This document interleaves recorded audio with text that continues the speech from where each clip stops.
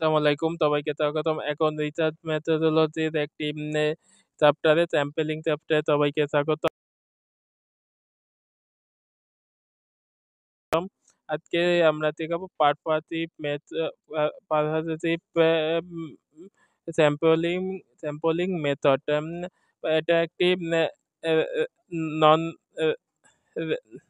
Random sampling.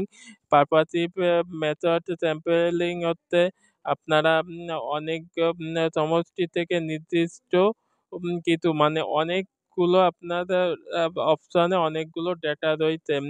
এর থেকে আপনার ইচ্ছা মতন কিছু ডেটা আপনি চুজ করে নিলেন। যেমন আপনার এলাকায় যদি অনেক বা যেমন বিজনেস বা ইকোনমিক্স বা সোশ্যালের ক্ষেত্রে যদি আমরা দিক থেকে যদি বলি, তাহলে এলাকায় দেখা গেল প্রায় 1 লাখ 2 লাখ একটা শহরে লোকজন থাকে। সেখান থেকে আপনি এই মহিলা এবং পুরুষের ভিত্তিতে এম, এ, এ, বে- বে- অ- 100 বা 200 এরকমই আপনার ইচ্ছা মতন কালেক্ট করতে পারেন। যে আপনি এই এলাকা থেকে 10 জন মহিলা, ওই এলাকা থেকে আপনার 10 জন পুরুষ, আরেক এলাকা থেকে এইভাবে করে করে পুরো শহর থেকে আপনি 200 নিতে পারেন 1 লাখ থেকে। এটা হচ্ছে পারপাসিভ স্যাম্পলিং মেথড। একটা হচ্ছে পাস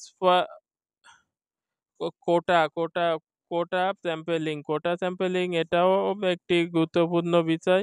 কোটা স্যাম্পলিং একটা নির্দিষ্ট কোটা ধরে আপনি কোনো স্যাম্পল করতে যাচ্ছেন এবং তার একটা নির্দিষ্ট যে কোটা উপর থাকছে, সেই কোটাটা ধরে আপনি যখন স্যাম্পল করতে যান, এটা হচ্ছে কোটা স্যাম্পলিং। মানে নির্দিষ্ট একটা ক্যাটাগরি ধরে, যেমন মাদকের ক্ষেত্রে আপনি এক মাদকের বিভিন্ন ধরনের মাদক থেকে আপনি একটা মাদককে কেন্দ্র করে সেখান থেকে একজনের কাছে স্যাম্পলিং নিতেন, তার থেকে আরেকজন, এইভাবে করে করে আপনি 100 200 এইভাবে করে স্যাম্পলিং করতে থাকতেন। এটাতে কোটা স্যাম্পলিং। তো ধন্যবাদ সকলকে রিসার্চ মেথোডে স্যাম্পলিং চ্যাপ্টারে।